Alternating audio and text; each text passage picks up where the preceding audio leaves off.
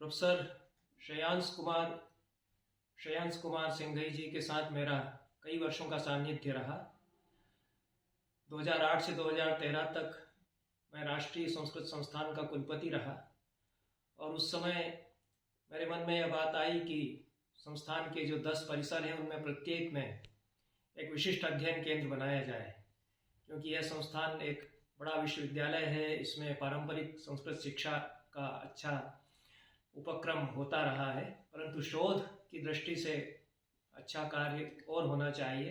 इस दृष्टि से मैंने प्रत्येक परिसर में एक विशिष्ट अध्ययन केंद्र बनाया। तो जयपुर परिसर में मैंने देखा कि प्रोफेसर श्रेयांश कुमार सिंघई अत्यंत ही अध्यवसायी और विद्या के प्रति दत्तचित्त हैं, विद्यानुरागी व्यक्ति हैं और जैन धर्म दर्शन के तो पारंगत पंडित में हैं ही, लेकिन प्राकृत भाषा और संस्कृत दोनों पर उनका समान अधिकार है और संस्कृत साहित्य के भी वे उतने ही अच्छे अध्येता हैं, सुधी हैं।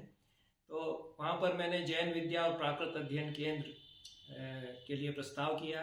उसको प्रोफेसर श्रेयांश कुमार सिंघई जी ने सहर्ष स्वीकार किया और मेरे कार्यकाल में जितने वर्ष में उसके पश्चात वहाँ रहा वह बहुत ही सक्रिय रहा वह केंद्र।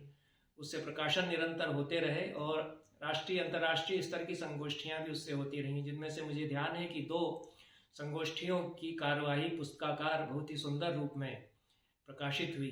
तो इस सब में प्रोफेसर श्रेयांश कुमार सिंघई ने बहुत ही आगे रहकर हमारा सहयोग किया।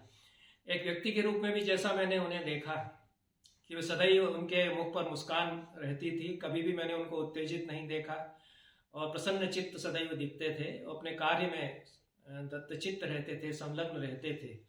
तो ऐसे सज्जन लोग विरल होते हैं और जो जितने भी सकारात्मक कार्य हैं उनमें सदैव सहयोग करते रहें और अपने कार्य में पूरी तरह से दत्तचित्त रहें। उनके जीवन का एक ध्येय होता है और उसमें वो निरंतर लगे रहते हैं।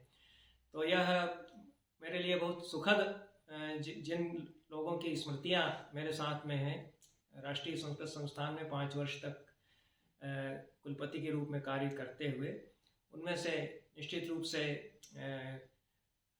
जिनको सबसे पहले मैं स्मरण करूंगा उनमें से प्रोफेसर श्रेयांश कुमार सिंघई हैं। और वहाँ से निवृत्त होने के पश्चात भी उनसे संपर्क बना रहा, क्योंकि जयपुर आना जाना होता रहा और जैसा कार्य वहाँ चल रहा है उससे भी मेरा संपर्क बना रहा। तो उसके पश्चात भी वह केंद्र वहाँ सक्रिय बना रहा और प्रोफेसर श्रेयांश कुमार सिंघई ने एक असाधारण प्रतिष्ठा अपने क्षेत्र में प्राप्त की है, अपने समाज के भीतर अपनी सक्रियता के कारण।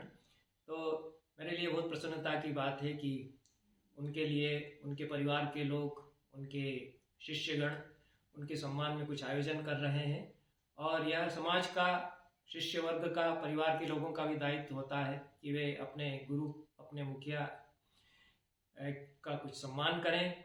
यह हमारे लिए गुरु ऋण और पितृ ऋण से अनऋण होने के लिए हमको प्रयास करना ही चाहिए। मैं इस प्रयास के लिए भी बहुत शुभकामनाएं अर्पित करता हूं और प्रोफेसर श्रेयांश कुमार सिंघई जी के शतायुष्य की, स्वस्थ प्रसन्न, उनके सुखी समृद्ध जीवन की कामना करता हूं। धन्यवाद।